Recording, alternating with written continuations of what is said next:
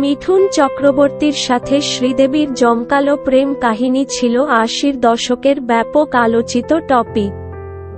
জাগ উঠা ইনসান ছবিতে অভিনয় করতে গিয়ে শ্রীদেবীর সাথে সখ্যতা গড়ে ওঠে মিঠুনের। সখ্যতা তীব্র ধারালো প্রেমে রূপ নিতে দেরি হয়নি। যখন তাদের সম্পর্ক প্রকাশ্যে আসে তখনও তারা সম্পর্ক অস্বীকার করে গেছেন। শ্রীদেবীর মা রাজেশ্বরী আয়াপ্পান চাননি তার মেয়ে মিঠুনের সাথে সম্পর্ক রাখুক, কারণ ভদ্রমহিলা শ্রীদেবীকে গোল্ড ডিগার ভাবতেন। তার সাইকোলজি ছিল গোল্ড ডিগারদের কখনো প্রেম বিয়েতে জোড়াতে হয় না। মিঠুন চক্রবর্তী তখন বিখ্যাত তারকা হয়ে উঠেছেন। এছাড়া তখন মিঠুন বিবাহিত ছিলেন। ১৯৭৯ সালে কিশোর কুমারের তৃতীয় স্ত্রী অভিনেত্রী যোগিতা বালিকে বিয়ে করেছিলেন মিঠুন। যোগিতা বালিকে বিয়ে করার আগে অভিনেত্রী ও মডেল হেলেনা লিউককে বিয়ে করেছিলেন বাঙালি বাবু মিঠুন। কিন্তু তাদের দাম্পত্য জীবনের আয়ু ছিল মাত্র ৪ মাস। হেলেনার অভিযোগ ছিল, তার চোখে ধুলো দিয়ে মিঠুন যোগিতা বালির সাথে অ্যাফেয়ারে জড়িয়েছেন, যার পরবর্তী ফলাফল হল মিঠুনের সাথে হেলেনার বিচ্ছেদ। বলা হয় ১৯৮৫ সালে শ্রীদেবীকে ভালোবাসা এবং তার প্রতি তীব্র আকাঙ্ক্ষা থেকেই বিয়ে করেন মিঠুন। গোপনে একটি মন্দিরে শ্রীদেবীর সিঁথিতে সিঁদুর পরিয়ে দেন তিনি।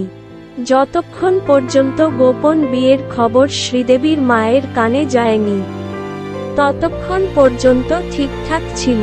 যখনই খবর ফাঁস হয়ে পড়ল, আগুন জ্বলে উঠল। রাজেশ্বরী আয়াপ্পান মেয়েকে কড়াভাবে শাসন করলেন। ছবিতে অভিনয় করতে গিয়ে কত টাকা পারিশ্রমিক নেবেন তা চূড়ান্ত করতেন রাজেশ্বরী। মিঠুনের সাথে মেয়ের বিয়ে নিয়ে কোনো অবস্থাতেই মেনে নেবেন না। শ্রীদেবীর বাল্যকালের বন্ধু রীতা একবার মিডিয়ায় বলেছিলেন, নির্বুদ্ধিতা করে বিবাহিত মিঠুনকে বিয়ে করার কারণে শ্রীদেবীকে তার মা মারধরও করেছেন। শ্রীদেবী মিঠুনকে বললেন যোগিতা বালিকে তালাক দিতে, কিন্তু মিঠুন তার এই প্রস্তাবে রাজি হননি। যোগিতার কি দোষ? তার সাথে আমি অন্যায় করতে পারবো না। মিঠুনের এমন মন্তব্যে চরম হতাশ হন শ্রীদেবী। তার বুক ভেঙে যায়। তিনি বুঝতে পারেন মিঠুন তাকে জনসম্মুখে স্ত্রীর পরিচয় পরিচিত করতে পারবেন না। মিঠুনের প্রতি তার ক্ষোভ ক্রোধ জড়ো হয়। তিনি মিঠুনের জীবনে ছায়া নারী হয়ে থাকতে চাননি। মিঠুনের সাথে সব সম্পর্ক ছিন্ন করেন।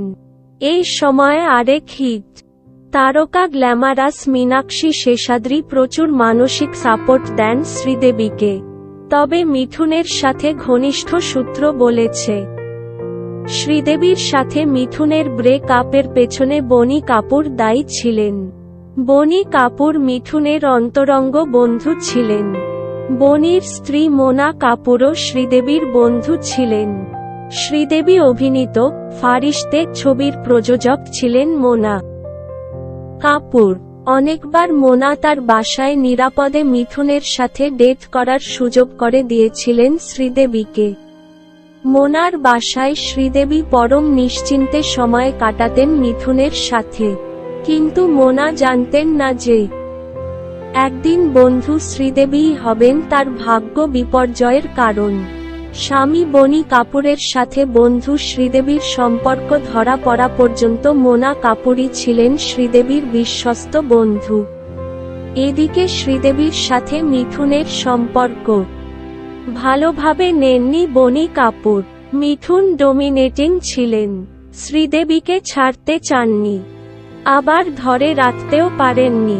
তার মনে সন্দেহ হয়েছিল বনি কাপুর তার আর শ্রীদেবীর মাঝখানে ঢোকার চেষ্টা করছেন। প্রচার আছে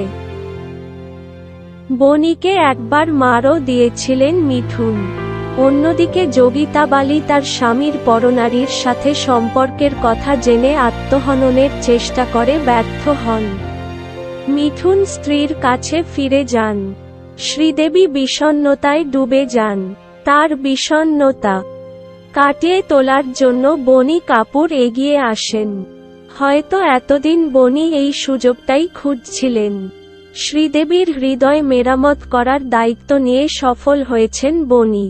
কিন্তু এতে মোনা কাপুরের ভাগ্যে নির্মম পরিণতি নেমে আসে। তার 14 বছরের সংসার ভেঙে যায়। একবার এক ঘরোয়া পার্টিতে মোনার মা শ্রীদেবীর গায়ে হাত তোলেন ভরা মজলিসে। অপমানে ক্ষুব্ধ হয়ে বনি কাপুরকে বাধ্য করেন প্রথম স্ত্রী মোনার সাথে সব রকমের যোগাযোগ ছিন্ন করতে। এমনকি মোনার 2 ছেলেমেয়েরা অর্জুন কাপুর ও আনসুলা কাপুরের কাছ থেকেও পিতা বনিকে আলাদা করে ফেলেন শ্রীদেবী। মোনা কাপুরের জীবনে অন্ধকার নেমে আসে।